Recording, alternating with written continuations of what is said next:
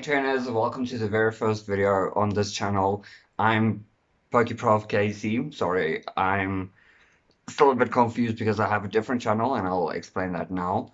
I'm going to give you guys a short little introduction of me and what this channel is going to be about, and then we'll finally jump into this video. Okay, so for those of you that don't know me or are new to this channel and didn't go to the previous channel, my name is Kyra Cartier. I'm a transgender girl from South Africa. I'm turning 25 this year. I know I don't look like my normal self. It's because today has not been my day. I was just about to do my makeup for this channel, well, for this video, and for some reason my foundation like really started to burn my eyes. That's why I look high as a kite, even though I'm not. Um, so that's it. Here and there might be videos where I'm not wearing makeup. I'm sorry, just so that you know, my eyes are still burning, but you know what? We're gonna push through it. We're gonna make it. So let's get started. So this channel is going to be everything Pokemon related, from rumors to theories to Pokédex entries. Later on we'll get to Let's Play videos. It'll be meme reactions. Literally anything Pokemon related will be on this channel. Now, for this first video, I want to dive. Sorry, if I touch my eyes a lot, I'm sorry, it's still burning. So for this video, I want to dive into the history, the biology, the scientific side, the myths, whatever, behind the strongest Pokemon known to, well, the Pokemon community and the Pokemon universe. The mythical Pokemon Arceus. Now, Arceus is said to be the godlike Pokemon, the one who created all other Pokemon. And we don't know much about it. I mean, we know Arceus has the plates coming out of its body. We know that it's the creator of the Sinnoh region and the Pokemon universe, but we've never gone into depth regarding this Pokemon. And now with Pokemon Legends Arceus that's coming up next year, we are all hoping to finally be able to get to know a bit more about this Pokemon and what's the origin, everything about it. We want to know. So I found this website, I'll leave it in the description down below, where I got a bit of information regarding Arceus, and I really thought that I need to share this with you. So without any further ado, let's jump into it. Okay, so this article starts off by saying one of the most mysterious parts of the Pokemon universe is the master of the Sinnoh region's creation trio, Arceus, said to be the creator of the Pokemon universe and effectively considered a god. Arceus was introduced in Generation 4 and has only been officially available through special events. Over the years, not much has been revealed about this mysterious Pokemon, though that might be about to change.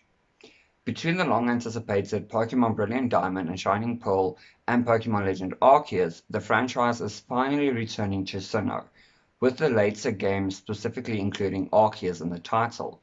It seems we will finally learn more about the Alpha Pokémon. Still, there are already some interesting facts to uncover about Arceus and the role in the series' lore.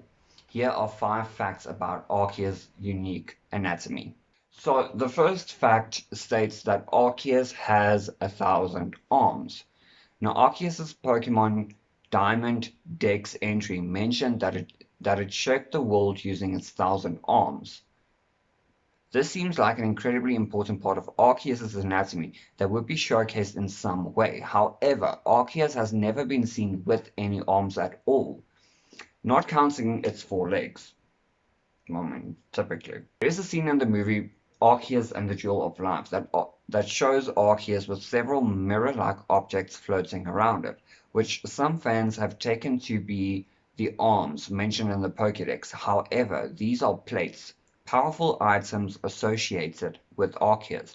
Now, I've heard another theory where people say that the Pokemon known as Unknown is also, well, could also be the 1,000 arms of Arceus that they refer to, due to the fact that there is so many different shapes and symbols and everything about the unknown Pokemon. But to us, it seems like they only represent the alphabet and the question mark and the exclamation mark. But I mean, that could also be true. We never know. Likely this description is more metaphorical than literal, with it instead meaning that Arceus crafted the universe as if it had 1,000 arms. The arms could also be a reference to Arceus' different forms that represent every single Pokemon type. Going back to the religious imagery of Arceus, this may also be drawing a connection between biblically accurate versions of the Judeo-Christian angels, which was sometimes described as having extra limbs. Okay, well, I don't know much about that, but that's interesting. I'll have to do some research about that as well. So, the second topic starts off by saying Arceus hatched from an egg. Okay, Arceus was the very first Pokemon. Where did the egg come from? Why does this make me feel like that conversation that people usually have, like which came first, the chicken or the egg? Um, but we're not going into that. So it says here, this is possibly one of the strangest facts about Arceus, and it's rather strange to imagine a god emerging from an egg. hmm Even when looking at religious and mythologies that depict the births of gods, they often mention that the god came into existence in some sort of supernatural way. Sorry, this video is just a mess. Coupled with Pokemon Pearl's Pokédex entries theorizing that Arceus existed before the universe. That means that the first thing ever to exist in the world of Pokemon was an egg. Much like Arceus' 1,000 arms, this could be more symbolic than literal. Perhaps Arceus hatching from an egg is meant to showcase its connection with every other Pokemon. This could also connect the fact that no one actually knows where Pokemon eggs come from, implying that some sort of divine intervention or supernatural force is responsible for them. Now, I get that, and I know that even in the games, people don't know where eggs come from. When you go to the daycare center and you left Pokemon there and they found an egg, the lady or the guy or whoever's in charge of the daycare center, they will just tell you, we found your Pokemon holding an egg. Sometimes when you get an egg as a gift, they will say, we found this mysterious egg. So nobody knows exactly where Pokemon eggs come from, which is weird. I wonder. Because all of us breeders, we typically put a Pokemon in the daycare center with a Ditto. And we all know there's a theory saying that Ditto is a failed clone of Mew when they tried to make Mewtwo. And it's a fact that Mew also learns the move Transform, just like Ditto. It's the same color, even the shining colors are the same. I'm ranting here. We'll get into that in a different video, I promise. But let's keep on going. So it says here, it has control over time, space, and antimatter. Sinnoh's creation trio is a fan-given name for Dialga, my favorite legendary ever, Palkia, and Giratina, as each of these Pokemon is said to have been responsible for controlling some aspects of life. Dialga has control over time, Palkia controls space, and the often forgotten Giratina has control over antimatter. Given that these three were created by Arceus, it means the alpha Pokemon has some ability to control these forces. Arceus has also been seen doing such in the Pokemon manga and anime. It has been shown stopping time, changing gravity, and even creating objects from thin air. Just like in the movie Pokemon Arceus and the Jewel of Life, Arceus takes some of the plates and he creates the Jewel of Life out of thin air. Well, not thin air, he uses its plates, but the plates were in thin air, so you get what I'm saying. There's evidence of these powers in the games as well, as Arceus can learn moves like Gravity, Cosmic Power, Future Sight, and the move I hate the most, Recover. These three forces aren't the limits of Arceus' power, but they are notable due to how time, space, and matter are important themes in Generation 4, obviously regarding the trio. So it goes on saying Arceus can be any type. Perhaps one of the best known facts about Arceus's body is that it's also the most useful.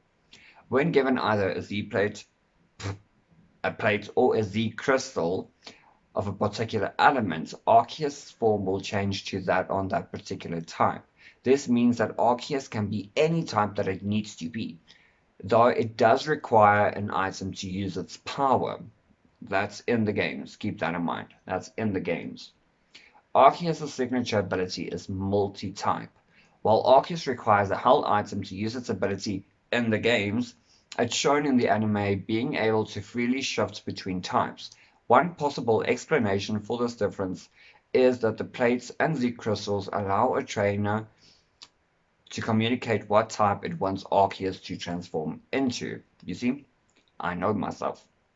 Now, the last one, and one of the things that I thought is very, very, very interesting regarding Arceus, obviously, is that Arceus's original design was very different. We know it as Beta Arceus.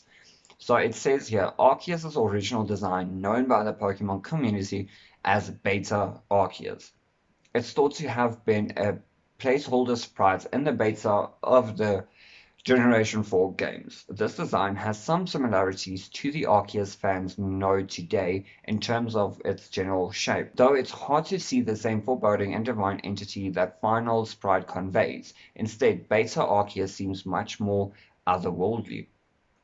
The lack of detail and glowing red eyes have led many fans to interpret Beta Arceus as more like a cloud of energy or a foggy form that can't truly be understood by human eyes. Fans have created some truly terrifying redesigns of Beta Arceus' sprite, though the original does come across a rather goofy looking. Even if Beta Arceus was only a placeholder sprite, it's still fascinating to see what the creator of Sinnoh region could have looked like. I mean, it does look kind of odd. But, I mean, I'm happy for the Arceus that we got. I can't imagine the one that the beta Arceus, I can't imagine that one being in the games, even though I've seen some sick fan art created by it. Um, it just looks incredible. Okay, guys, well, that's all the time that we have for today's video. I hope you guys enjoyed it. Please, if you enjoyed it, hit that like button, leave a comment down below. What did you think? Did you learn anything? Which Pokemon would you like me to go into depth next? Um, if you haven't already, hit that subscribe button, hit that notification bell so that you know when I upload again. I'm going to try and do it twice a week, and you guys do not want to miss it, especially now with everything that's going on in the Pokemon community. And I just want to say at the end of every video, I'm going to post a photo called The Wall, where I will showcase all the latest subscribers. If you guys want to be on that wall, check what's happening next. Bye.